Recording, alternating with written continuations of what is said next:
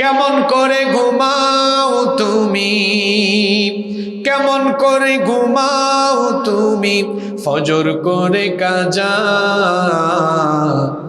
এমন তো হতে পারে জোহরে জানাজা।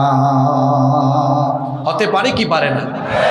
আরেকজন তো কি সুন্দর লিখেছেন, ফজরের ক্ষণ গেল পড়নি নামাজ, জোহরেও ডুবেছিলে নিয়ে শত কাজ। ফজরের ক্ষণ গেল পড়নি নামাজ, জোহরেও ডুবেছিলে নিয়ে শত কাজ। হেলায় খেলায় গেল আসরের কাল, মাগরিবেও পড়লে না নামাজির সাজ। ফজরের ক্ষণ গেল পড়নি নামাজ, জোহরেও ডুবেছিলে নিয়ে শত কাজ।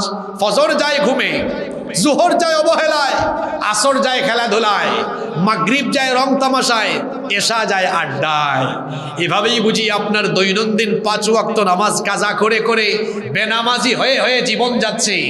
এই যে বেনামাজি হয়ে হয়ে প্রতিদিন 5 বার আপনি শয়তানকে খুশি করেন, শয়তানকে হাসান, শয়তানের গোলামি করেন, এ কেমন বিবেক পচা মানুষ আপনি।